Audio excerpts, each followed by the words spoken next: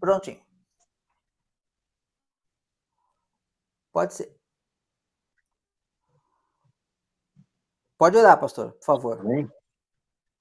Eterno, nós adoramos a Ti, primeiramente, Senhor. Queremos glorificar o Teu nome por esta oportunidade que o Senhor nos proporcionou de nos reunirmos, Senhor, nesta terça-feira à noite para discutir a Tua palavra. Senhor, nós Te louvamos, ó Pai, porque o Senhor, nesses últimos tempos, tem despertado o Teu povo, o Senhor tem incomodado pessoas, Pai amado, o Senhor tem despertado líderes, Senhor Deus, para a busca da restauração da comunhão com o Senhor. E nós temos visto, Senhor, que o momento da restauração de todas as coisas se aproxima. E reconhecemos, ó Deus, que o Senhor mesmo tem cuidado da obra. O Senhor chama pessoas, mas o Senhor mesmo atua. O Senhor mesmo age na vida de cada uma dessas pessoas, dirige todas as coisas. Nós te louvamos porque conhecemos a tua soberania. Meu Deus, e neste momento, nós queremos render a ti toda a honra, toda a glória e todo o louvor. Pai amado, e tem pedir ao Senhor que o Senhor dirija esta reunião. Senhor, tudo que fazemos é para a honra e glória do teu santo nome. Não é para enaltecimento nosso. Senhor Deus, não queremos isso. Se for este o intento, Senhor, nós já, nesse momento, pedimos que o Senhor abençoe que não dê certo. Porque não queremos atrapalhar a tua obra, Senhor. Nós queremos contribuir para que ela cresça. Mas, Pai, sendo do Senhor, nós clamamos a ti. Que o Senhor dê crescimento. Meu Deus, que o Senhor faça com que estes estudos alcancem vidas, Senhor, e vidas que também estejam sedentas, buscando, Senhor Deus, conhecimento do Senhor, e que da mesma forma como o Senhor tem usado o teu povo, como o Senhor tem nos usado, o Senhor use essas pessoas onde elas estiverem, em qualquer canto deste mundo, para que a tua igreja seja restaurada, Pai.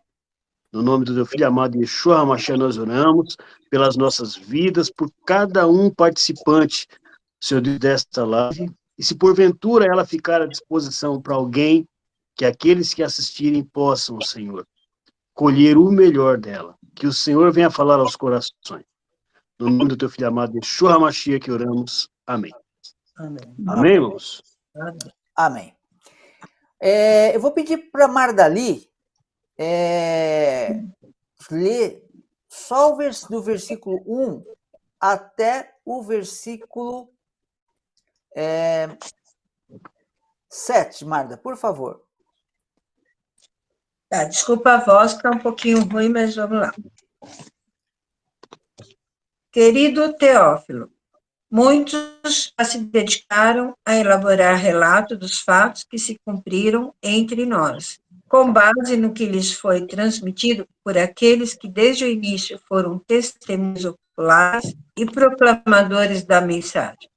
Portanto, Excelência, eu mesmo investiguei cuidadosamente todas essas coisas, desde o começo, e me pareceu bem que lhe escrevesse uma narrativa acurada e ordenada, para que possa saber quão bem fundamentadas são as coisas que lhe foram ensinadas. Ok, Mara, só até aí mesmo, perdão. É só até o 4 mesmo, para não confundir.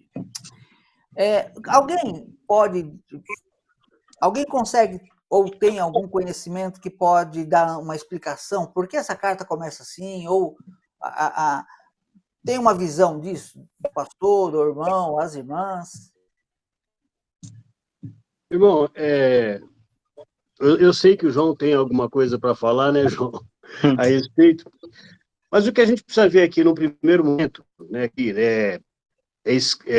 o Evangelho é apresentado como o Evangelho de Lucas, né? No entanto, quando nós lemos que os primeiros versículos, como o irmão leu, é uma carta, como o irmão falou agora há pouco, que tinha um autor, um remetente e um destinatário, ok? E nós podemos ver que fica muito claro aqui que que Lucas ele recebeu essas informações de alguém, né? Tanto que, na minha Bíblia aqui, até ela, assim, tendo muitos empreendido uma narração dos fatos que entre nós se cumpriram, segundo transmitiram os que desde o princípio eles foram testemunhas. Logo, ele não foi testemunha, ele recebeu por transmissão, ok? E quem era Lucas? Lucas não era uma pessoa indouta, ele era médico, era uma pessoa muito bem conceituada. Hoje os médicos são super conceituados, imagina naquela época, a autoridade que tinha um médico, não é isso? Ele endereça essa carta para uma pessoa chamada Teófilo. Quem era Teófilo? Também é importante nós sabermos. Nós já sabemos de pronto que Lucas não era um dos discípulos. E ele, por alguma finalidade, ele quer transmitir uma mensagem para alguém que ele chama de excelência, para uma autoridade, portanto, ok? Ele não estava mandando uma carta, não era uma carta do Robson para o Edson, porque nós não precisaríamos nos chamar de excelências, não é isso, Robson? Né? Nós nos trataríamos de forma mais formal, mas ele chama Teófilo de excelente, de excelência. Quem você chama de excelência? Hoje, que nós vivemos num mundo em que a cultura está tão desvalorizada que até os magistrados muitas vezes não são tratados como excelência, mas naquela época, excelência era para ministro, para governador, para autoridades. E uma das possibilidades também até para próprios sacerdotes, né, do período judaico. Então, veja bem, o que ele está fazendo? Está trazendo uma narrativa dos fatos que aconteceram. Óbvio que fica muito claro que ele compreendeu e ele aceitou. E o Teófilo, qual seja o motivo para o Teófilo, para ele fazer essa informação minuciosa para Teófilo, possivelmente Teófilo ou havia enviado, ok? Por que a minuciosidade? Eu trabalhei, os irmãos sabem da minha profissão anterior. Quando nós tínhamos que fazer um inquérito, o inquérito ele deve ser minucioso. Por quê? Porque ele vai trazer uma conclusão que depois vai ter um desfecho, ok? Então, da mesma forma, ele vem e fala assim, que ele teve cuidado de falar minuciosamente sobre o que havia acontecido entre nós. Então, o que eu acho muito importante de nós observarmos no primeiro momento são essas coisas. Quem era Lucas? Então, portanto, Lucas não é um dos 12 apóstolos, ok? Ele é um discípulo, possivelmente, de um dos discípulos, tá? Depois ele seguiu Paulo. E Teófilo era uma autoridade. O Evangelho de Lucas, portanto, é uma carta endereçada a uma pessoa chamada Teófilo, ok? Existem muitas teorias de quem pode ser Teófilo, tá?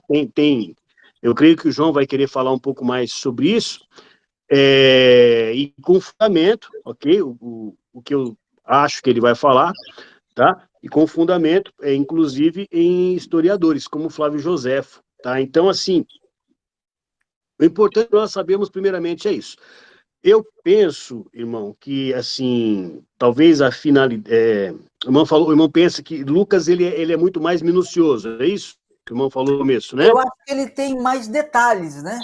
Ele é mais completo no sentido de contar, ele vem lá desde de João, né? Desde Zacarias. Então, é isso que eu digo, assim, ele tem mais detalhes, mas ele não tem toda a história, mas ele tem mais detalhes. Por que ele tem mais detalhes? Eu acredito justamente que ele foi porque historiador. Não, ele era um médico. Ele era um sim, médico, mas alguém... assim, ele fez o trabalho... Eu creio que Lucas, ele não teve com Yeshua. Então, o que ele fez? Na minha opinião. Então onde ele conseguiu tantos relatos? Então, ele parece que ele buscou e ele fez uma história com relatos, com testemunho de outras pessoas. Parece que ele estava apurando os fatos, não é isso? Sim, exatamente. Parece que ele Essa parte estava da história. Alguém o encaminhou, muito bom. Era essa a conclusão mesmo que eu queria, né? Alguém o enviou e ele fez uma investigação, se é que podemos falar assim, e agora ele está enviando um relato minucioso para essa pessoa, essa autoridade. E, obviamente, para nós, e justamente por isso ele é minucioso, por isso que ele é mais completo, como o irmão falou.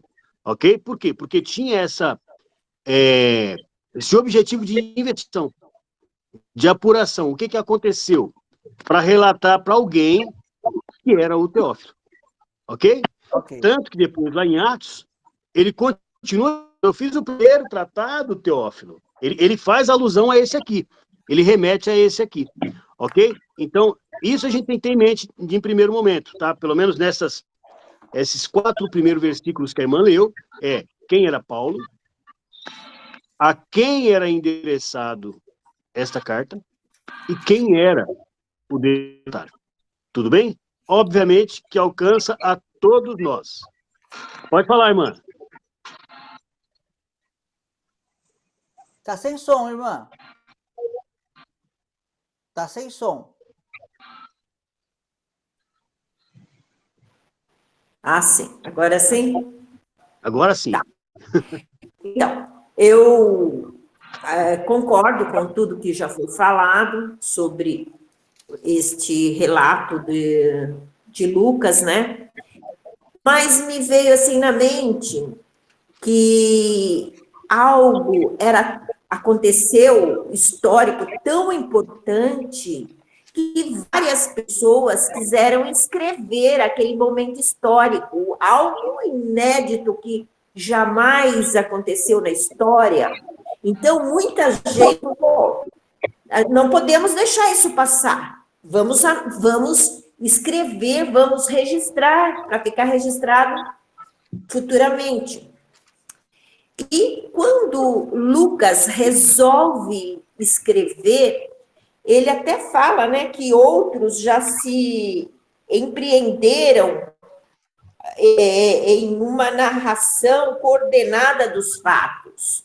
E aí ele quer fazer também uma narração, um registro na história.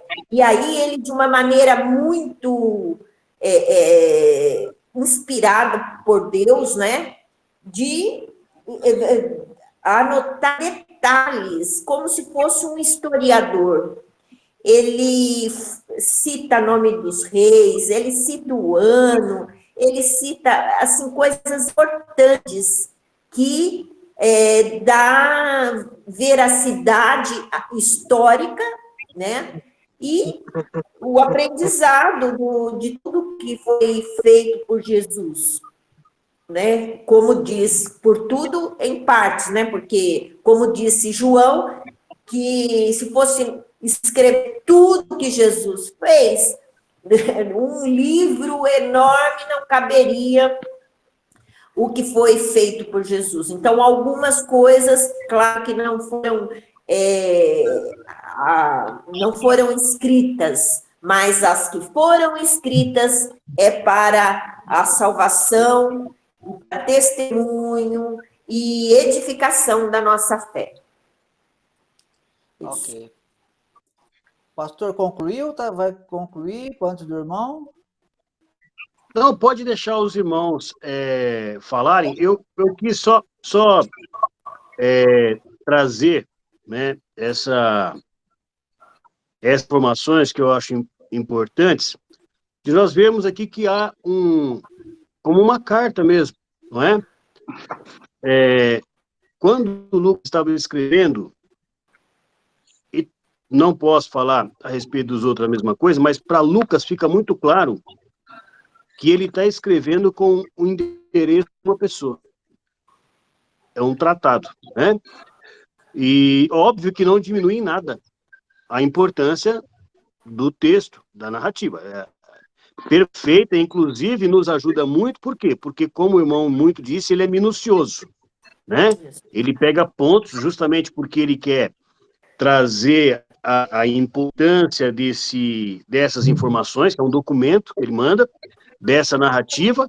Quando a gente está fazendo uma apuração, então você é minucioso mesmo. Por quê? Você pega o fato, tá? E no caso que o fato é a história que aconteceu, e você vai narrar esse fato pontuando item a item e aplicando o fato, a consequência dele. Não é? Olha, fulano fez isso, por isso aconteceu tal coisa. E ele é minucioso, assim, olha, tal pessoa encaminhou, enfim, dando os de cada um deles, e se algum ato daquele estava previsto numa lei para ser cumprido daquela forma mesmo, então você vai e fala como está lá no artigo tal, assim, assim, assim, o agente adotou tal postura, então a postura dele está de acordo com a legislação, ok? Eu estou falando aqui de coisas atuais, dos nossos dias, os irmãos estão entendendo isso, né?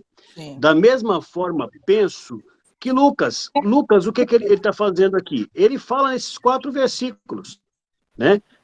Que ele está escrevendo para uma pessoa chamada Teófilo, ok?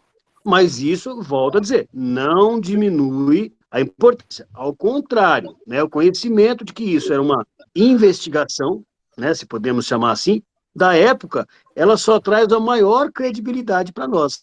Um testemunho de uma pessoa que não é uma pessoa indouta, uma pessoa de ótimo conhecimento, né, muito benquista na sociedade, por sinal. Médicos entravam em todas as casas, inclusive dos governadores, ok? Dos reis, não é isso? Então, uma pessoa muito bem instruída, então, portanto, aquilo que Lu fala tem credibilidade, ok? Pelo menos dos fatos que chegaram até ele, e ele fez uma apuração muito importante. A importância para nós, o que é aqui? Seria a fidelidade da narrativa. Portanto, dá para a pessoa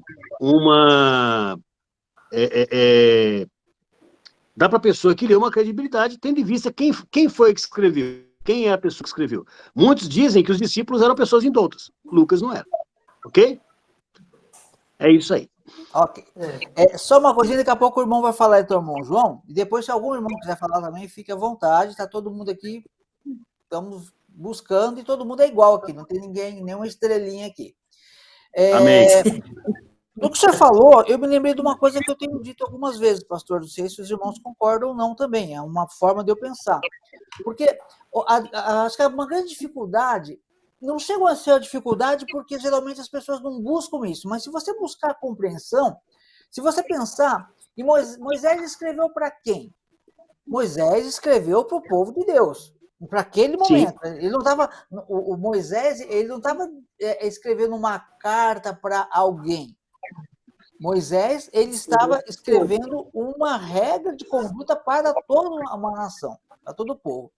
Quando chega no que eles chamam de Novo Testamento, a gente vê uma carta para Teófilo, o Paulo escreve uma carta para a cidade aqui, para a cidade lá, para um estrangeiro. Então, eu costumo ver, eu costumo compreender que parece que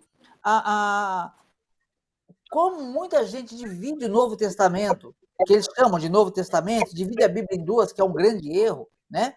E fica pensando, Velho Testamento e Novo. Mas, na verdade, não. Eu vejo assim, a Torá, ela vem os profetas, vem os salmos, vem todos os escritos, e nos ensinando como viver. E agora, quando chega no que se conhece por Novo Testamento, que é a Nova Aliança, a Brit Hadashah, parece que é um testemunho.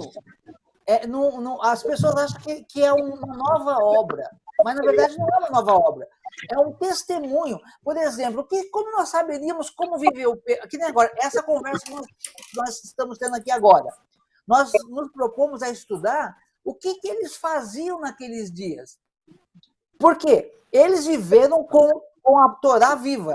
A Torá se tornou carne, habitou entre os homens e deu testemunho, viveu. Então, se a gente olhar, se a gente conseguir captar o que está nessa leitura que nós vamos daqui para frente, com a permissão de Deus, estudar, a gente vai conseguir ver aqueles homens vivendo na Torá, o testemunho verdadeiro de que é possível praticar a Torá de forma tranquila e plena.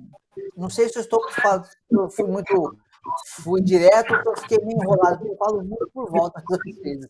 Mas eu entendo que o Novo Testamento é como se fosse um testemunho. Olha, é assim que se vive a Torá, é assim que se pratica o Antigo Testamento. Ou usar essa língua que o pessoal costuma dizer, né?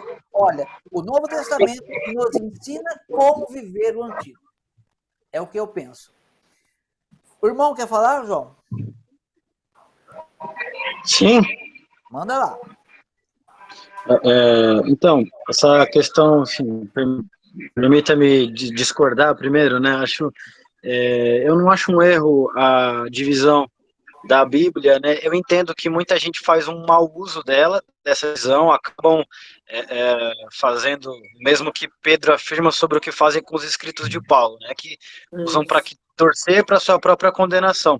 Mas a divisão eu acho válida justamente porque, por exemplo, o canon, principalmente do Taná, né? Que seria o nosso Velho Testamento, com algumas diferenças de ordem de livros. O canon ele foi definido por um conselho rabínico, né? E não existiram apenas os livros de profetas que nós conhecemos na Bíblia hoje. Por exemplo, porque na Bíblia Católica você tem o livro de Macabeus e na nossa Bíblia não? Tudo bem, porque Lutero tirou, verdade. Lutero arrancou 7 livros, tentou arrancar mais 4, enfim, é isso para uma próxima conversa, né? Mas, por exemplo, se nós pegarmos o Taná, né, judaico, que é anterior à Bíblia católica, esses livros estão. Por quê? Porque não podia ler Macabeus? Não, não é que não podia ler Macabeus. Você podia ler. Só que os livros que os rabinos colocaram no Taná são livros que foi, por estudo, assim, por certa inspiração divina, entenderam que eram atemporais, por exemplo. Então, está dizendo que livros como livros de profetas que existiram não tem uma atemporalidade tal como a de Salmos. Sim, por exemplo, no livro de Salmos, a gente explica, né, uma discussão que eu já escutei. Jesus foi abandonado na hora da crucificação ou não foi? Porque ele fala, né, Deus meu, por que me desamparaste? Ele foi abandonado? Não. Se a gente lê Salmos, a gente descobre que ele estava profetizando, estava citando Salmos 22, que na verdade o Salmos 23, né, famosos, os que todo mundo gosta de deixar a Bíblia aberta lá, é continuação do 22, e é a prova de que Cristo não foi abandonado. Então, o próprio livro Cântico dos Cânticos, né, que foi um livro polêmico na época que foi inserido no Taná, é atemporal, você tem profecias gigantescas ali. No livro de Esther, por exemplo, nós temos profecias que se cumpriram agora, depois do Holocausto. No livro de Ruth, nós temos profecias acerca da vinda do Messias. Então, os livros do Tanar, e acima de tudo, sempre, a própria Torá, né, eles são basicamente assim, né, como é que eu divido quando estou estudando? Porque eu pego diversas fontes, mas para mim a Constituição, né, o poder originário quase, vai ser sempre a Torá, depois disso os códigos, os profetas, e os escritos vêm logo em seguida, e depois disso eu posso pegar outros livros, sejam ele próprio Macabeus, o polêmico livro de Enoque, né, que eu sei que não foi Enoque que escreveu, tem muita contradição nele, mas como um livro histórico, é válido, mas para mim não tem inspiração divina nenhuma.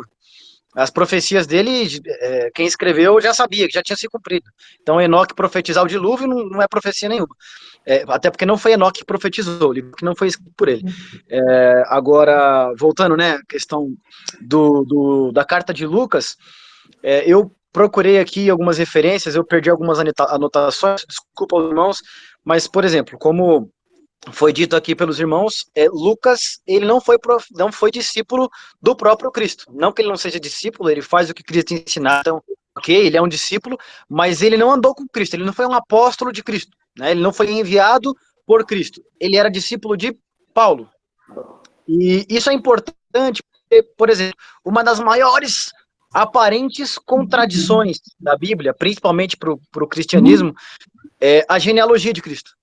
Né, que Lucas traz como o pai de José se chamando Eli, e Mateus fala que o nome do pai dele era Jacó. Aí você fala, e agora? Será que erraram a Bíblia está errada, né? Porque uma vez um rabino falou assim, não, você tem séculos de diferença entre Moisés e Malaquias e entre Mateus e Apocalipse você não tem um século.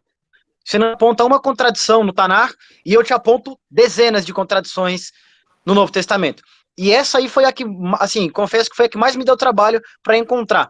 E eu só consegui encontrar quando eu entendi para quem que é que Lucas estava escrevendo e por quê. Né? Lucas faz questão de trazer a genealogia de José, que a de Mateus não é de José, está tudo errado. A genealogia de Jesus escrita em Mateus é de Maria. E por que Lucas traz a genealogia de José? Porque um dos pontos que os seus não aceitavam para afirmarem que Cristo era o Messias era afirmarem que ele era descendente de Davi por parte de Maria. Falaram, não, ele tinha que ser descendente de Davi por parte de José, não de Maria. E aí Lucas traz também, fala, não, tudo bem, o problema é a genealogia dele, ele também é descendente de Davi por parte de José. Falaram, mas não é por parte de Salomão. Ele falou, vocês falam que era de Davi. Tem Salomão lá em Crônicas e tal, mas é descendente de Davi. E por que Lucas envia essa carta destinada aos saduceus, né? E é a parte que eu disse que peço perdão por ter perdido a referência, eu vou encontrar depois e envio para os irmãos, porque é o seguinte, Paulo, na carta também, na segunda carta de Lucas, em Atos, nós vemos que quando ele está sendo julgado pelo Sinédrio, ele apela para o seu lado farisaico, e ele fala, sou fariseu, e ele vem discorrendo sobre isso, e os fariseus o inocentam. Os fariseus falam, nenhum pecado achamos nesse homem. E ok, ele consegue sair dali sem culpa. Porém, os saduceus começam a perseguir ainda mais os discípulos de Cristo. Começam a perseguir ainda mais. E aí Lucas, ele envia essa carta a Teófilo, é um título, né, amigo de Cristo, não é o nome de alguém, mas há quem afirme que ele fosse um dos homens mais influentes do Sinédrio, da parte do partido dos saduceus, talvez até o sumo sacerdote, mas não tem base para afirmar isso, são especulações. Mas quando nós lemos as cartas de Lucas, você vê o porquê que ele é tão minucioso, porque explicando justamente isso para os saduceus, tentando amenizar a perseguição aos discípulos, né, de Cristo por parte dos saduceus.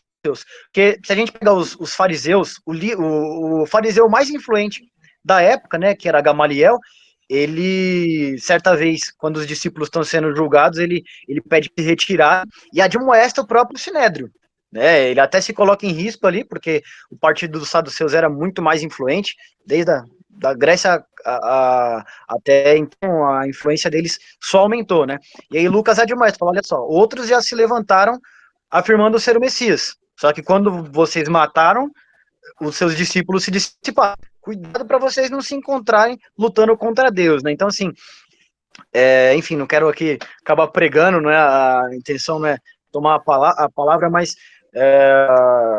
o que é importante é nós sabermos, assim, para que foi escrito a carta de Lucas, e a gente vai conseguir entender melhor algumas coisas que ele escreveu. Por exemplo, a genealogia. Para que ele trouxe a genealogia de Lucas, se Mateus, que foi o escriba do próprio Messias, não foi instruído a escrever isso?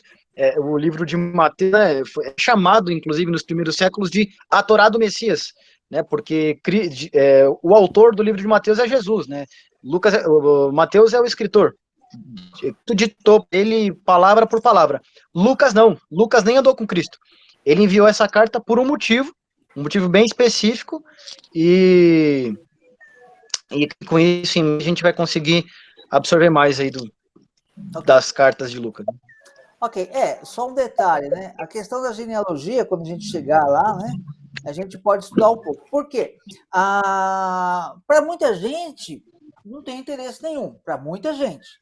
Por exemplo, porque tem até uma parte que fala, né, que a gente para não ficar sobre a genealogia, estudando sobre isso e tal. Eu entendo que isso é na forma espiritual. Para crescimento, conhecer a genealogia ou não, uma vez que a pessoa tem certeza do Messias, ela não vai fazer problema.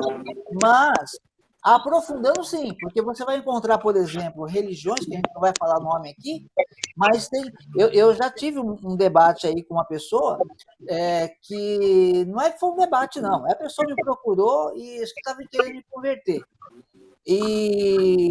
Só que é o seguinte, essa pessoa usou muito o quê? A genealogia.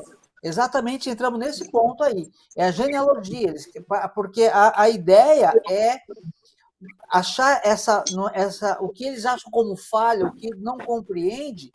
Por exemplo, se você estuda, você vai encontrar a razão e o porquê mudar o nome, o que aconteceu, qual era o costume e aquele momento.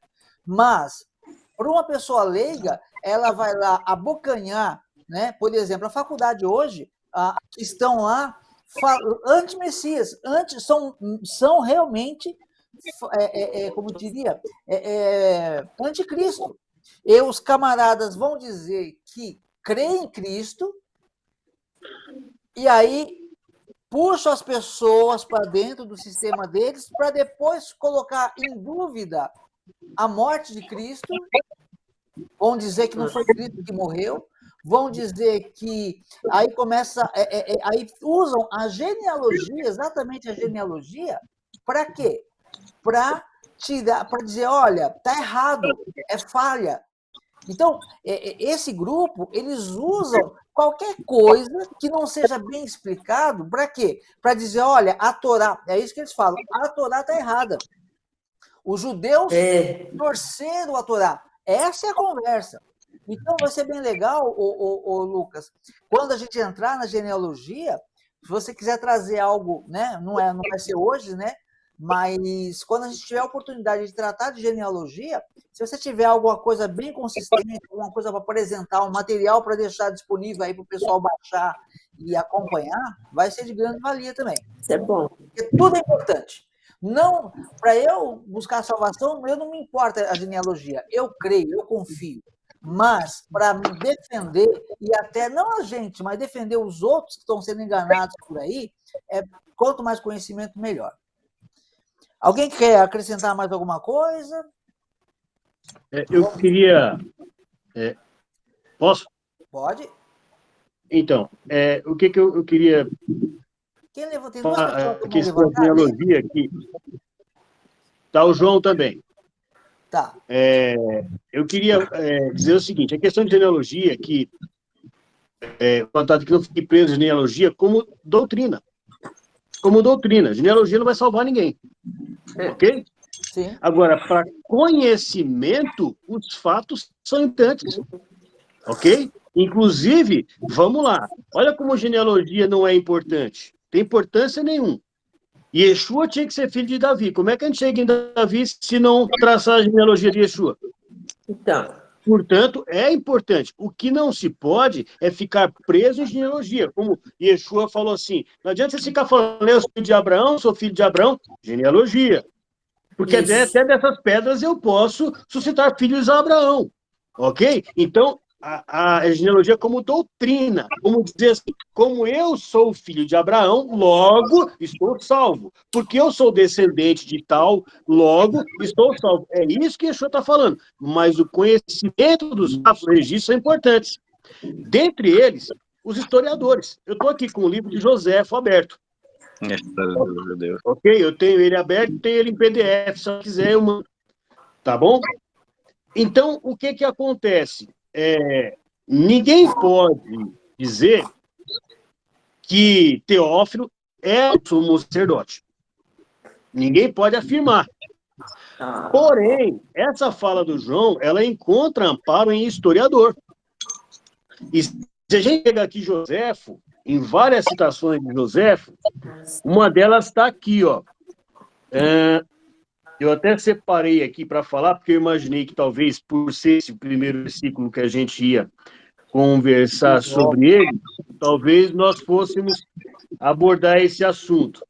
Aqui no tema 863 do templo, eu vou falar aqui no tempo de Tibério, tá? Mas aí é questão depois dos irmãos verem.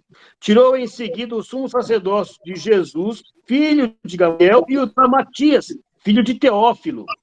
Ok?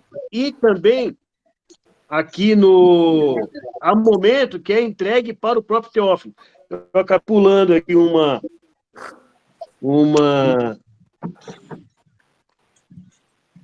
Era essa referência que eu tinha perdido, obrigado. Não, eu tenho.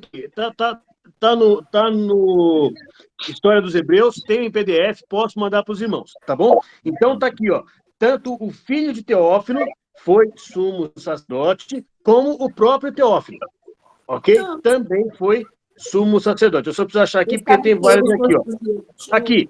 Ele não era gentil? Depois de cumprir todos os seus deveres para com Deus, o rei Agripa, ou seja, contemporâneo, o rei Agripa tirou o sumo sacerdócio de Teófilo, filho de Anano, e entregou a Simão. Então, houve um Teófilo sumo sacerdote. Um dos últimos sumos sacerdotes era Teófilo. Está aqui, o livro é esse aqui, ó, a História dos Hebreus. Ok? Portanto, não podemos afirmar que Teófilo seja o sumo sacerdote. Mas podemos afirmar que ele era uma pessoa proeminente. Por quê? Porque ele é tratado como excelência. Ok? Então, ele era uma autoridade. Este Teófilo, que era um Teófilo sumo sacerdote, este Teófilo ele era contemporâneo de Lucas. Portanto, vivendo na mesma época, sendo chamado excelente. Então, são muitas evidências que levam a crer que, possivelmente, esta carta foi endereçada a Teófilo, sumo sacerdote. Ok? Então, isso é uma evidência. Não podemos afirmar veementemente que tenha sido isso. Por quê? Porque nós estamos separados no tempo há mais de 2000 anos, tá? Mas existe possibilidade. História dos Hebreus, quem quiser depois avisa aí que eu mando o PDF. Irmão... João, pode falar agora. Desculpa ter... Posso fazer só um adendo? Claro. Pode fazer. Obrigado pelas referências. Eu tinha anotado também, até tentei usar aqui o PDF para encontrar mais rápido, não deu tempo, mas essa questão, né, que o irmão comentou sobre eu ter certeza de que eu tô seguro sobre Cristo é o Messias. Aí é que tá. Por exemplo, nós falamos sobre a cultura judaica, né? E ela realmente tem muito para agregar. E ela é importantíssima. A história, né, da igreja primitiva era o povo judeu mesmo, o cristianismo nasceu depois. Então, a doutrina inteira dos apóstolos e discípulos era a judaica. A única diferença é que eles afirmavam que Cristo era o Messias. Ok, mas um perigo que se tem hoje de mergulhar muito no meio do judaísmo, né? É justamente porque, me perdoem o que eu vou falar aqui agora, mas o cristianismo não sabe que Cristo é o Messias. Ele acredita. Ele acredita que Cristo é o Messias e ele não tem base nenhuma para afirmar isso. Não tem base nenhuma. O próprio Cristo fala: se vocês conhecessem Moisés, me conheceriam. Veja bem, Moisés já tinha morrido há milênios. Então, um costume judaico é chamar o texto pelo nome do seu autor. Então, Cristo referia-se à Torá. E se a gente perguntar, você pode juntar milhares de cristãos num congresso. Se tiver meia dúzia que fala de a quais profecias Cristo se referia, meia dúzia vai saber te falar, e eu estou sendo otimista. Tá? Você pergunta, quais profecias da Torá falam sobre o Messias? Aí as pessoas respondem, um monte. Você pergunta, fala uma. A pessoa não sabe. Não, se você perguntar onde que Moisés falou, se você perguntar, Yeshua disse, Moisés falou ao meu respeito, me fala uma vez, ninguém sabe. Ele não sabe. Exatamente. Então, por esse motivo, né, como eu disse, se você vai falar com um rabino ortodoxo não crente em Yeshua, ele não vai ter meia dúzia de argumentos para você de que Cristo não era o Messias. Ele vai ter dezenas de evidências para você de que ele não é o Messias. Né? Então, eu tenho um estudo, justamente o nome é Parando de Acreditar no Messias, né? Vai parar de acreditar e vai começar a ter certeza. Você vai saber que ele é o Messias, não apenas com referências bíblicas, tanto da Torá quanto da Brit Hadashah também, do Novo Testamento, bem como do próprio Talmud, que infelizmente é desconhecido por grande parte do mundo cristão, né? O próprio Talmud te afirma, por exemplo, alguns rabinos aí famosos na internet falam que Jesus não pode ser o Messias porque ele até cumpriu algumas profecias acerca do Messias, e eles conhecem as profecias que Cristo cumpriu. Fala, mas ele não cumpriu todas. E aí eu já vi falando, cumpriu sim. Não, ele não cumpriu todas. Ele não cumpriu todas as profecias acerca do Messias. E é justamente no Talmud que você vai ter a evidência para explicar realmente. Ele não cumpriu todas, mas ele cumpriu profecias que não podem ser cumpridas ainda hoje, e o próprio Talmud afirma sobre 2 vindas desse mesmo Messias. Então ele morreu, o próprio Talmud afirma que ele morreria e que ele ressuscitou.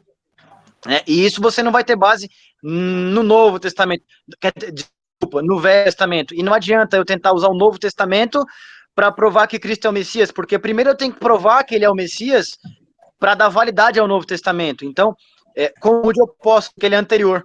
Então, uma das discussões mais complicadas, né, sobre esse fato de Cristo ser o Messias é justamente o fato da sua genealogia. Por quê? Né? Uma das profecias acerca do próprio Moisés sobre o Messias virá um semelhante a mim da tribo de Judá.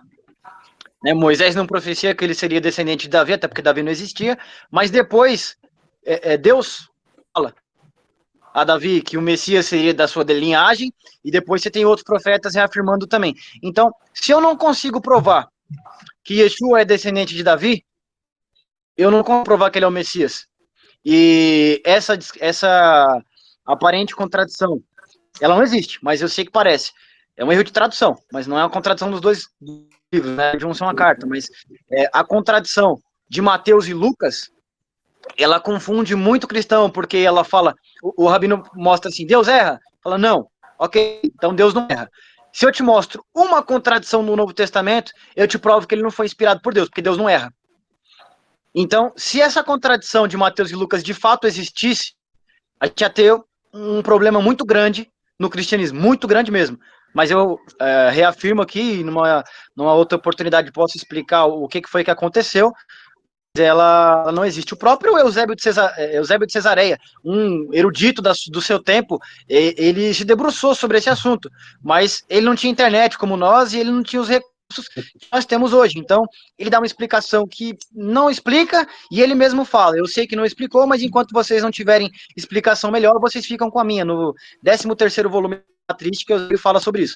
Mas, enfim, é por essa razão que eu vejo uma importância tão grande na genealogia e espero que alguma hora nós tenhamos oportunidade de falar sobre isso. Ok.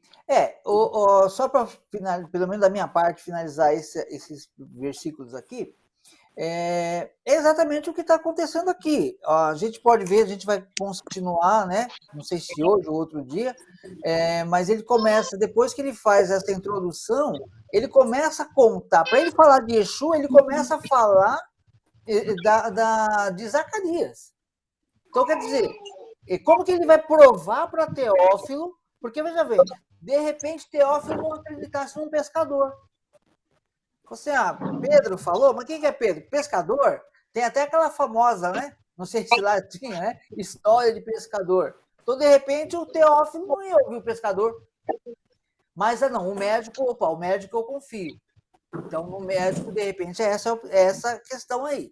Depois, ele vai explicar que Yeshua é o Messias, começando lá na Torá, nas profecias, no sistema do turno, que era o turno de Abias, né? Não falei a memória.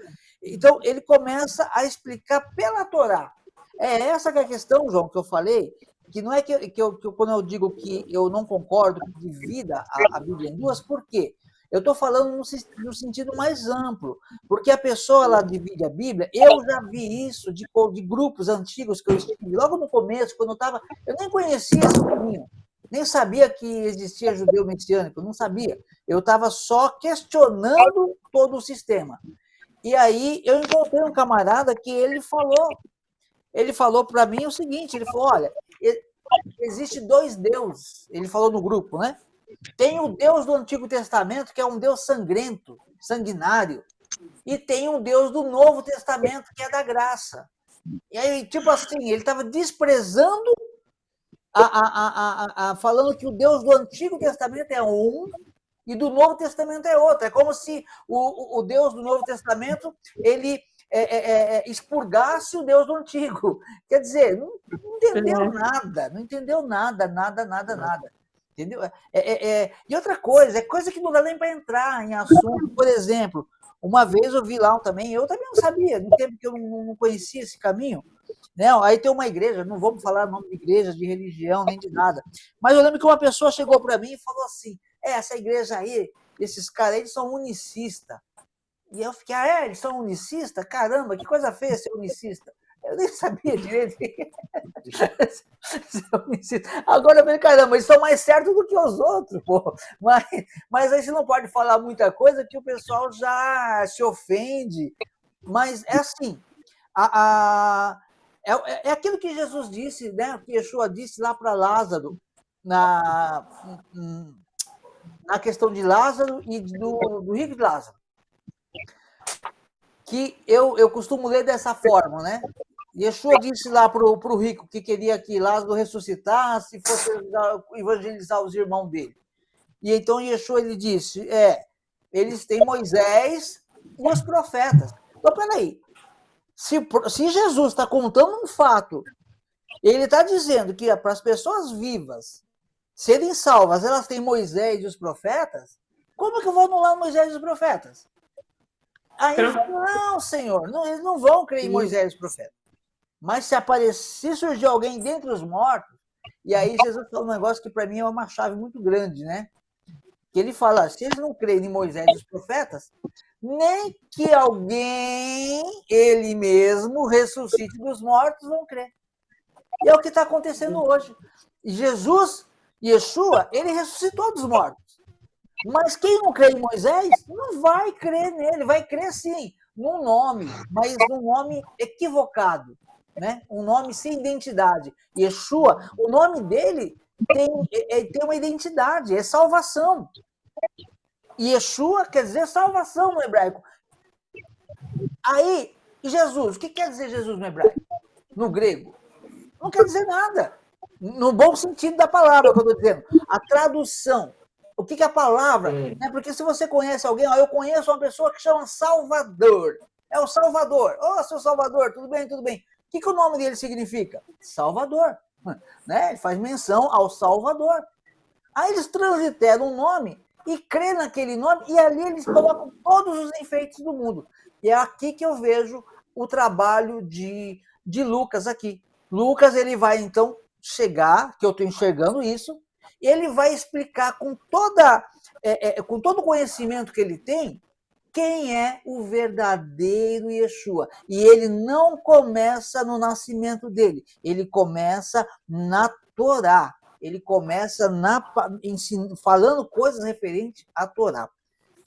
Alguém quer acrescentar alguma coisa? Vamos prosseguir. Mas Raquel tinha pedido para falar. Perdão. Agora eu esqueci. Oi, irmã. Esqueceu, irmã? Posso falar então aqui? Se a irmã lembrar, interrompa então. Chama a atenção da gente. Mais alguém quer falar alguma coisa? Olha só, irmão. Dentro disso que o Monta está falando, olha a importância, a conclusão que a gente pode chegar na leitura dos próximos versículos que foram lidos, dos que foram lidos. Nós falamos aqui que a possibilidade de que o evangelho tenha sido como um inquérito, uma apuração do que aconteceu para falar para a autoridade, ok? E levantamos, com base em um livro de historiador, mandei, tá nesse grupo aí, tá? Acabei de mandar para os PDF. Vou providenciar para colocar um link para download. Pode fazer o download aí. Se clicar aí, o download já está feito. Está no grupo. Está no grupo Beit Emuná. Então, só publicar todo mundo vai ter acesso aí, está em PDF, ok? E então, o que acontece? Vamos fazer uma suposição que, de fato, Teófilo era o sumo sacerdote. Tudo bem? Uma suposição de que isso que nós falamos agora se confirmou e é verdade. Olha os próximos versículos. Ele começa narrando a existência de um sacerdote. Aquele sacerdote, sendo o sumo sacerdote, poderia apurar a veracidade, ok? Então, veja bem, ele começa, existiu nos tempos de Herodes, ele marca o tempo. Isso. Um rei da Judéia, existiu nos tempos de Herodes, o rei da Judéia. Um sacerdote chamado Zacarias, da ordem de Abias. Se ele fosse o sumo sacerdote, ele podia apurar se isso é verdade? Tem registro. Porque caiu a escala para ele ser, oferecer, naquela época, tá no tempo, ok? Da ordem de Abias. Possivelmente, esse Zacarias aqui, como ele entrava lá no Santo dos Santos, ele também era um sumo sacerdote, ok? Então, um sacerdote chamado Zacarias, da ordem de Abias. Sua mulher era das filhas de Arão, e o nome era Isabel. Eram ambos justos perante Deus, andando sem repreensão em todos os mandamentos e preceitos do Senhor, mas não tinham filhos. E aí eu não vou ler tudo aqui, tá, irmãos? Mas muitas coisas aqui são narradas. Eu já vou pular lá para frente, lá no versículo 19. Diz assim: respondeu o anjo: eu sou Gabriel, que assisto diante de Deus, e fui enviado para falar-te e dar-te estas alegres novas. Agora ficarás mudo e não poderás falar até o dia do nascimento. Será que o sumo sacerdote Teófilo saberia dessa ocorrência? Estão entendendo? Um sacerdote entra para apresentar a oferta, volta mudo, e quando o filho dele nasce, ele fala que o nome é João. Será que seria notório isso? Seria ou não seria?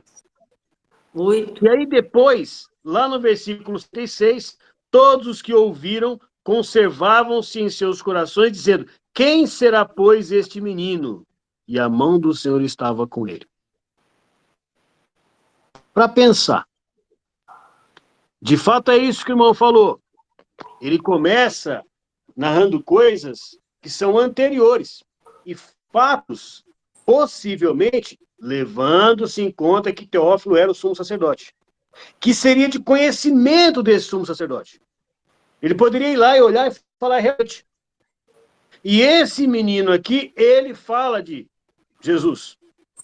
O menino que nasceu do sacerdote, teve uma experiência dentro do templo e ficou mudo por um tempo até que o filho nasceu. Um fato que possivelmente deve ter sido notório a todos, não é isso? Sim. Tá? Deveria ser. E aí agora, com base nisso, ele começa a introdução de quem é. Falou, você lembra? Você deve ter aí nos registros históricos de vocês que tinha um sacerdote chamado Zacarias, da ordem de Abias, que ele entrou no templo. Quando ele saiu, ele estava mudo, não falou nada. Todo mundo reconhece que deve ter tido uma visão do Senhor. E aí depois ele vai e no dia que o filho nasce, ele fala e ele contou essa história. Então ele está trazendo fato da história de Yeshua, linkando ela a um fato ocorrido a um passado não tão distante. Ok? Obviamente que falando aí, brincando de mais de 30 anos. Por quê? Porque foi antes do nascimento de Yeshua. E agora já está falando após a morte. Tudo bem? A gente vê a Bíblia assim, lê 2, 3 versículos, pensa que tudo aconteceu em minutos. Não. Esse fato aqui com Zacarias aconteceu lá antes de Yeshua nascer. Lucas está narrando depois da morte. Ok? Por isso que ele fala, no tempo de Abias, do rei Herodes. Então ele vem de fato pegando. Mas onde é que está escrito aqui no Novo Testamento? Ora, na figura do sacerdote. Na figura do sacerdote repousa a história do chamado Antigo Testamento. Por quê? Porque ele estaria exercendo o sacerdócio dele. e apontando que dele, como sumo sacerdote, ele ia apontar o Messias. Quem é ele? O filho dele. Não é? Então é esse o ponto que eu queria falar. Pode falar, irmão. Isso. Eu acho que o importante, irmão, assim, até para a gente não trazer muitos assuntos, gostei desse modelo que o irmão falou, por quê? Embora sejam 4 versículos, muita informação foi trazida agora. Sim, Não é sim, isso? sim. Para quando? Porque quando nós no começo falamos assim, que o Evangelho de Lucas é uma carta, isso pode ter piado alguém aí, não é? Eu nunca pensei nisso. Eu nunca. Não, e agora, quando você falou assim, ó, lembra que realmente ele escreveu depois, e foi depois que Jesus morreu. Gente, eu nunca pensei que isso daqui é verdade, foi lá atrás, bem antes dele nascer. É que nós lemos a Bíblia, irmão, como se nós estivéssemos lendo no momento que está acontecendo, e não é. Como eu sou tonta! Desculpa, gente, mas eu sou Não muito é, tonta. irmã. Não é, irmã, somos todos nós. Todos nós temos as nossas limitações. Eu acordei agora, não é possível. E eu li a Bíblia quantas vezes, mas nunca pensei nisso. Na medida que nós vamos lendo, as escamas vão caindo. Por quê? Porque o conhecimento, ele liberta. Não é isso? Conhecimento liberta. Então, agora, o que eu quero deixar claro é assim, que o fato de o Evangelho de Lucas ser uma carta não diminui em nada a importância dele. Muito pelo contrário. O que nós vimos aqui agora é que ele é um relato fidedigno de fatos que ocorreram. Ele é uma testemunha dos fatos. E narrando para uma autoridade. Então, imagina que realmente tem que ser minucioso o que está falando. Hã? Realmente. Né? Então, é esse o ponto. E com base, inclusive, em coisas que nós falamos, nenhuma obra de um historiador contemporâneo. Ok? Então, assim, a Bíblia, ela, só a Escritura, sim, a minha fé está baseada na Bíblia. Foi aqui que eu conheci. Mas é importante que, até para combater as pessoas que são da pseudociência, que na Bíblia nós possamos comprovar cientificamente, com testemunhos da época, ok? Que nós possamos mostrar dentro da história que aqueles fatos narrados de fato aconteceram. Isso não é conto da carochinha, não é conto de fadas, ok? Ele tem um respaldo histórico. Tem um respaldo histórico. Daí, eu até fazendo uma complementação do que o João falou aqui, a respeito da crença em Yeshua, e depois o irmão Robson falou também. Nós cremos em Yeshua, mas Yeshua não apareceu do nada. Ok? Sim. Ele não apareceu do nada, ele estava profetizado. E é justamente o cumprimento destas profecias que dá credibilidade a nós dizermos que ele é o Messias. Aquilo que o João falou, eu não acredito que Jesus é o Messias. Eu tenho certeza. Eu sei que ele... Eu não preciso acreditar. Tá entendendo? Eu não preciso acreditar. Quem acredita ouviu de alguém e acreditou.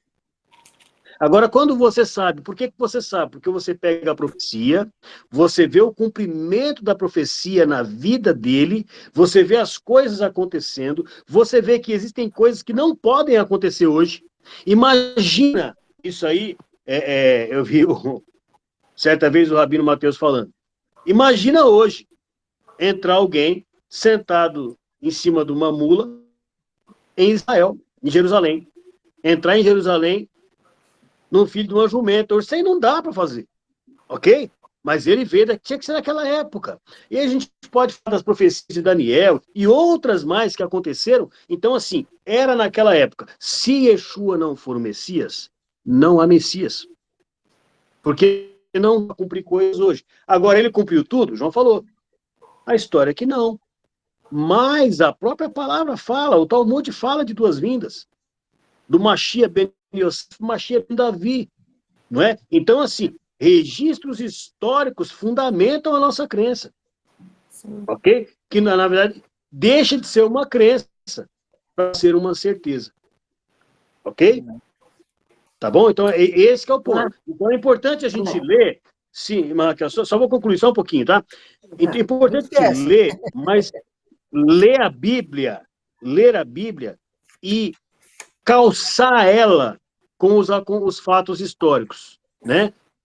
Os historiadores, João falou da patrística, a patrística é importantíssimo, o Talmud é importantíssimo. Tem gente que fala, o Talmud é a Bíblia do judeu. Não, o Talmud é um livro escrito por sábios. Muito importante, aqueles fatos históricos importantes, é bom ler. Vai ter coisas lá combatendo Yeshua? Vai. Aquilo que serve, você pega, o que não serve, você descarta. Ok? O que não serve, você descarta. Agora, você vai usar o próprio livro de pessoas que combatem Yeshua para dizer, olha aqui, mas aqui não está dizendo assim? O tratado tal não está falando assim? Não é? Então, logo, e escrito por um rabino proeminente, então, logo, não é bem do jeito que estão falando. Então, nós temos base histórica, não apenas como as pessoas pensam, a Bíblia é um livro de crença. Não, não é de crença. Para mim, é um registro histórico. Mas, além dele, nós temos historiadores que testificam sobre os fatos narrados nela. Ok? Fato não é conto. Irmã Raquel, pode falar, desculpa. Imagina. O próprio Jesus, ele usava os profetas para provar sua legitimidade. Isso. Lá em Lucas 24, 25, ele fala, né? No caminho de Emaús, quando ele está discutindo ali com eles que estão tristes, chateados com a morte de Jesus, aí ele começa, depois que ele ressuscitou, né? Então lhes disse Jesus, ó nécios, tardos de coração, para crer tudo que os profetas disseram. E, porventura, não convinha que o Cristo padecesse e entrasse em sua glória? E, começando por Moisés, todos os profetas, expunha-lhes o que a seu respeito constava em todas as Escrituras. Então, é Lucas 24, o versículo 25 ao 27. Então, isso é muito bom mostrar que os profetas profetizaram de Jesus e ele mesmo usava a própria Escritura para provar sua legitimidade. Amém. Alguém quer falar alguma coisa? Amém. Só para concluir, irmão, há um texto, eu não estou achando agora aqui, que Yeshua fala assim, está consumado. Uhum. Quem achar aí pode falar. É João, acho que 19. Eu não estou enganado. Isso, muito bem. E eu já vi mensagens de pessoas que combatem a visão dizer assim, João 19:30. João 19:30, né? Ele fala, está consumado. E aí a pessoa fala assim, tá vendo? Ele consumou. Quando ele falou isso, ele cumpriu a lei. Está consumado. Tudo que era para fazer está consumado. E nisso que a irmã leu agora aqui é Lucas 20, 24, é isso, irmã? 24, Lucas 24, 25 a 27. Olha só, ele está falando que tudo tinha que se cumprir. Quando ele falou está consumado, o que está consumado? Aquilo que tinha que se cumprir na vida dele. Sim. Como está aqui, ó, a irmã leu. Tadios de coração para crer em tudo que os profetas disseram. Não era necessário que padecesse essas coisas e entrasse na sua glória. Então, o que ele disse que está consumado? O sacrifício. Primeira parte da redenção da humanidade, né? Morrer pelos pecados. A profecia de que ele seria crucificado. Crucificado. Okay? Essa profecia. O João citou aqui Salmo 22. Os irmãos já leram o Salmo 22? Sim. Sim. Já. A irmã Rose já lembra? Deve ter lido, mas lembra o que está escrito no Salmo 22? Deus meu, porque desamparaste, não é isso? Isso. Exatamente. Olha só, eles faziam dos salmos cânticos, não é isso? Sim. Faziam dos salmos cânticos. E quando alguém, quando Yeshua na cruz fala, Deus meu, por que me desamparaste? Há pessoas que dizem assim, tá vendo? Foi tão intenso o que aconteceu, que Deus virou o rosto. Eu já ouvi mensagem assim, para não ver o filho sofrer. Deus virou o rosto, por isso escureceu para não ver o filho sofrer. Então, por quê? Porque ele disse que Deus desamparou. Mas se ler o Salmo 22, Jesus, na verdade, estava falando, olha, eu sou aquele que vocês esperavam. Eu sou aquele que vocês esperavam. Ele diz assim, ó, eu posso ler o Salmo 22 para a gente encerrar? Pode. Pode. Diz assim, Deus meu, por que me desamparastes? Por que estás longe de me salvar? Tão longe das palavras do meu gemido. Deus meu, eu clamo de dia, mas tu não me ouves. De noite eu não tenho sossego. Contudo, tu és o santo, entronizado entre os louvores de Israel. Em ti confiaram nossos pais, confiaram e tu os livrastes. A ti clamaram e foram salvos. Em ti confiaram e não foram confundidos, mas eu sou verme e não homem, opróbrio dos homens e desprezado do povo. Todos os que me veem zombam de mim e estendem os lábios e nemeiam a cabeça, dizendo, confiou no Senhor, que o livre. Isso foi dito na cruz? Confiou no Senhor, Sim. que o livre, pois nele tem prazer. Contudo, tu me tiraste do ventre, tu me preservaste, estando eu ainda nos seios de minha mãe. Sobre ti fui lançado desde a madre, tu és o meu Deus, desde o ventre de minha mãe. Não te distanciastes de mim, pois a angústia está perto. Não te distancies de mim, pois a angústia está perto, e não há quem a ajude. Muitos touros me cercam, fortes touros de Bazã me rodeiam, abrem a boca contra mim, como um leão que despedaça, que ruge. Como como água me derramei, e todos os meus ossos se desconjuntaram. O meu coração é como a cera, derreteu-se no meio das minhas entranhas. A minha força secou-se como um caco. A minha língua se apega ao paladar. Tu me puseste no pó da morte. Cães me rodeiam. Ajuntamento de malfeitores me cercou. Transpassaram-me as mãos e os pés. Posso contar todos os meus ossos. Eles vêm e me contemplam. Repartem entre si as minhas vestes. Nossa. Lançam sorte sobre a minha túnica. Mas tu, ó Senhor, não te distancies de mim. Ó força minha, apressa-te em socorrer-me. Livra-me da alma, da espada. Livra a minha alma da espada e a minha vida do poder do cão. Salva-me da boca dos leões. Livra-me dos chifres dos bois selvagens. Declararei o teu nome aos meus irmãos. Louvar-te-ei no meio da congregação. Vós que temei ao Senhor, louvai-o. Todos vós, descendentes de Jacó, glorificai-o. Temei-o. Todos vós, descendentes de Israel. Pois não desprezou, nem abominou a aflição do aflito. Não escondeu dele o seu rosto, mas quando ele clamou, o ouviu. Amém. Amém, irmãos? E aí ele fala, está consumado. Exato, isto está consumado. Traspassaram-me as mãos, posso contar todos os meus ossos. O que precisava acontecer na vida dele se consumou. Os irmãos entenderam isso? Sim. Então, ele cruz estava pregando para todos eles. Quando ele diz, Deus meu, por que me desamparastes? As pessoas imediatamente conheciam esse salmo. Falou, ele é o Messias. Estou vendo o que está acontecendo aqui. Olha só, vou fazer uma comparação bem esdrúxula aqui, tudo bem? Todo mundo aqui já foi criança, né? Todo mundo já cantou ciranda? Cirandinha? Né? Então, se eu dissesse assim, atirei o pau no gato, o que os irmãos iam pensar? Toda a história lá cantada, não é isso? Sim. Imagina agora você ver lá o gato sendo atacado, entendeu? mais ou menos isso que aconteceu. Ele falou assim, Deus meu, por que me desamparaste? Eles imediatamente lembraram do Salmo inteiro. E agora estavam vendo o fato acontecer, vendo ele ser crucificado, ok?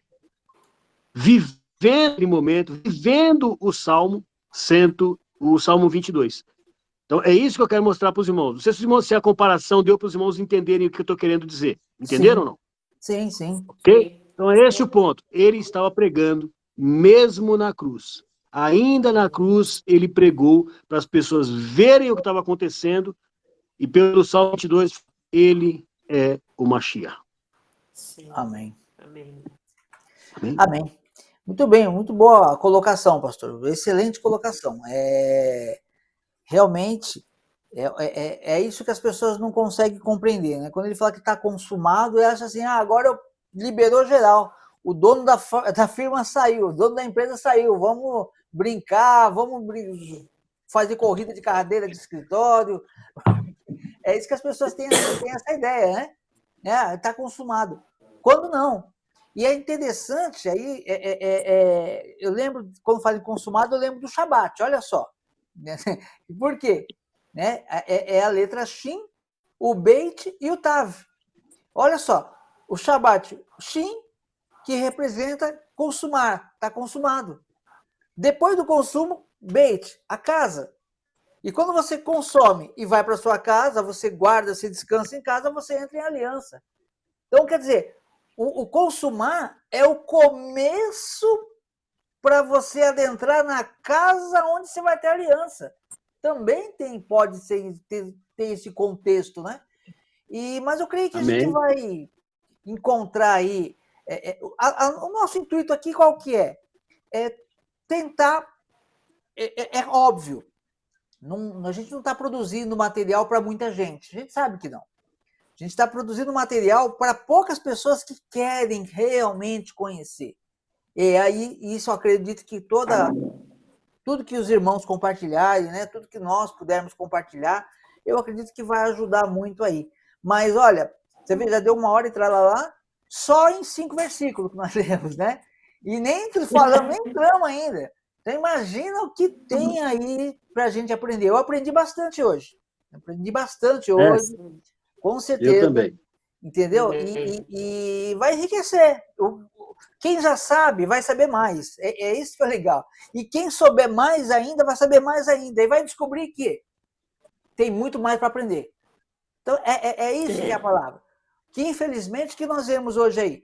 A gente vê um evangelho engessado. Você não pode chegar e questionar, né?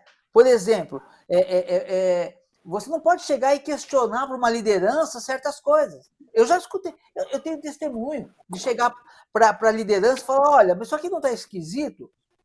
Porque a Bíblia, olha, aqui é assim que funciona. Quer dizer, pouco importa o que está na Bíblia. Você está aqui, é assim que funciona. Isso. Entendeu? Aí entra aquela história de cobertura espiritual. Você está debaixo da cobertura espiritual. Eu já vi casos, não é que é para a pessoa sair ou não, é para a pessoa ser livre. A pessoa, ela fica presa num lugar porque a liderança não liberou ela. E ela fica lá, porque a liderança, não posso sair sem a liderança. Me mostra na Bíblia onde está essa cobertura espiritual. Eu sei que nós temos que estar debaixo de autoridade. A partir do momento que você tem uma hierarquia, você tem que respeitar. A hierarquia começa no berço. Você já aprende no berço a respeitar pai e mãe. Pronto. E aí, chefe, autoridade.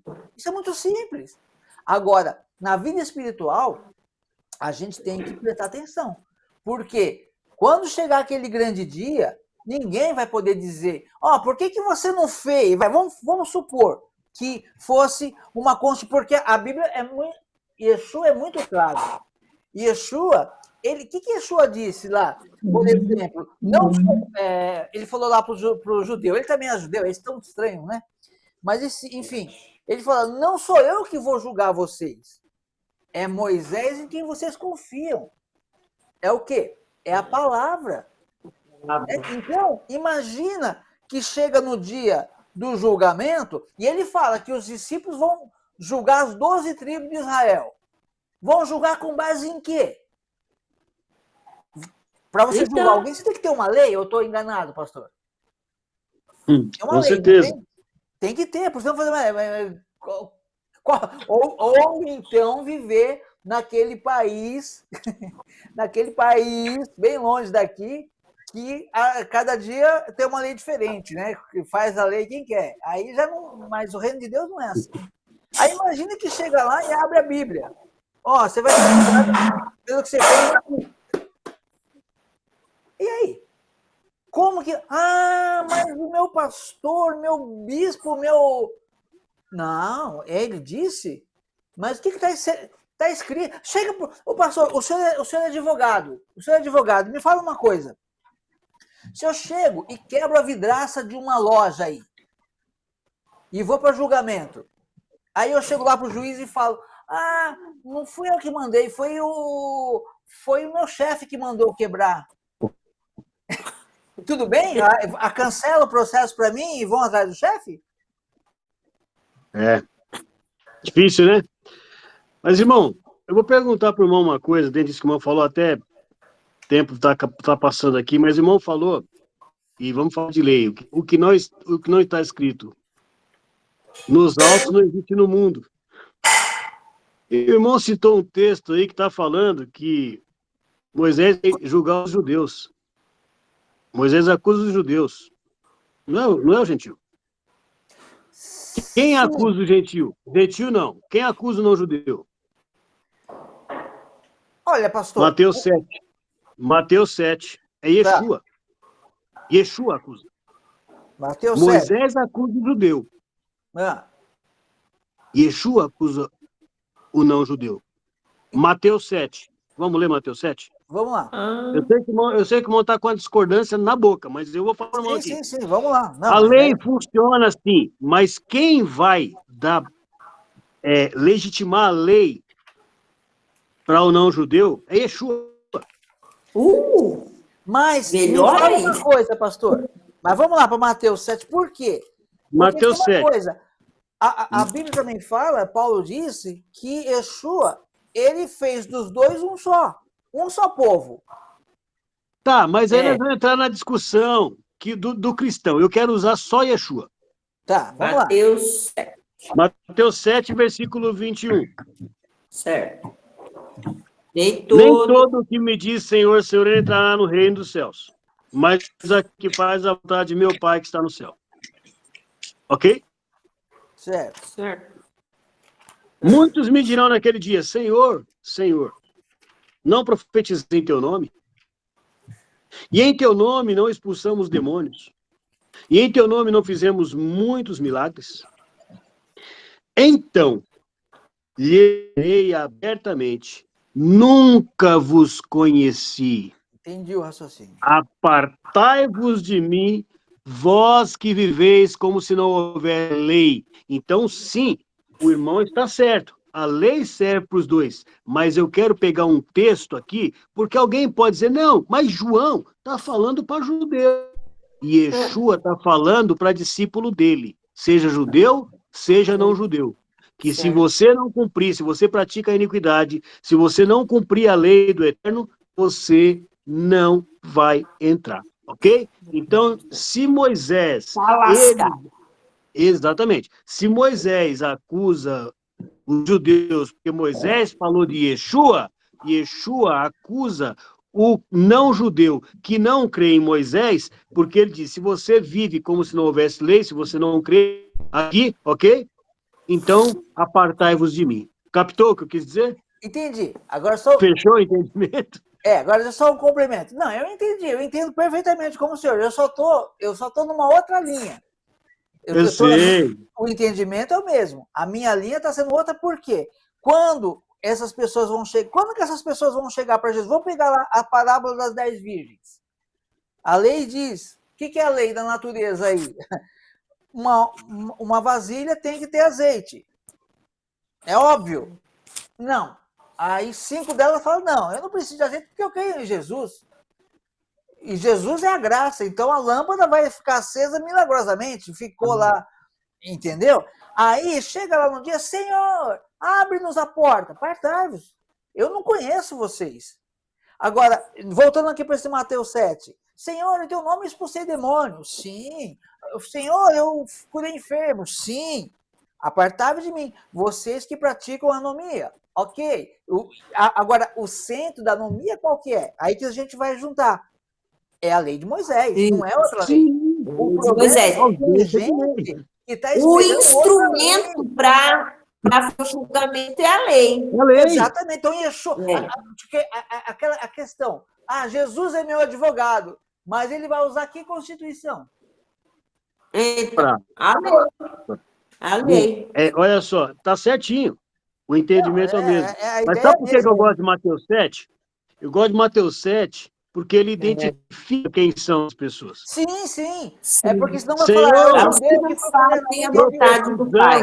Quem é que profetiza, irmão? É o Zé da padaria. É o Zeca Urubu que profetiza. É. Expulsamos demônios. Quem é que expulsa demônio? Judeu não faz isso, né? Hoje não faz mais. Então, não, mas vamos supor que tinha, porque tinha lá aqueles lá que tentaram, beleza, mas vamos supor, independente disso. São pessoas crentes. Fizemos muitos milagres. A gente está dentro da igreja, irmão. E no nome de Jesus. Isso!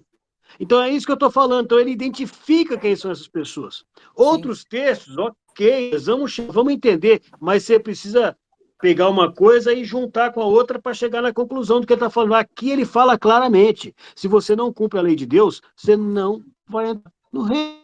Não importa se você profetizou, não importa se você fez madrugada indo para monte, lá para o Morro do Sabó, não importa se você andou de joelho, não sei quantos quilômetros, não importa se você expulsou demônio, não importa se você fez... Não importa, até porque ninguém faz milagre, quem faz milagre é o Eterno, pela misericórdia dele. As pessoas são instrumentos na mão do Eterno. Então, assim, não importa nada disso, ok? Não importa. O que importa? Que você pratica a equidade, você pratica a Torá, você pratica a lei de Deus. Então, você está inserido. Então, se Moisés, ele acusa, por que eu quis dizer isso? Que alguém pode ver esse vídeo e falar assim, não, mas está vendo? João está escrevendo para o judeu. É Moisés que vai acusar, porque Moisés fala de mim. Se é isso, então está aqui. Yeshua está falando para todos os discípulos dele. Exatamente. Isso. Ótimo. Amém, pessoal? Então vamos parar aqui, senão a gente vai virar a noite, aí o Saulo dorme. Isso vai fazer igual o Paulo lá, né? Eutico. Então vamos lá. Eu vou então boa noite para todos. Eu vou encerrar rapidinho aqui, só dar um recadinho. Vou parar de gravar e vou passar um recado, tá bom? Aí a gente já finaliza. Então, semana que vem, se Deus permitir, a gente vai dar continuidade. E aí a gente vai ter que fazer um versículo por terça, né, pastor? Porque se é muito. A gente não entrou no assunto principal, só olhamos o remetente, né? A carta fechada. Já deu 2 horas. Então, quando a gente entrar em Lucas, vai ferver. Mas é isso aí. Deus abençoe a todos. Até a próxima. Até a próxima. Shalom. Shalom.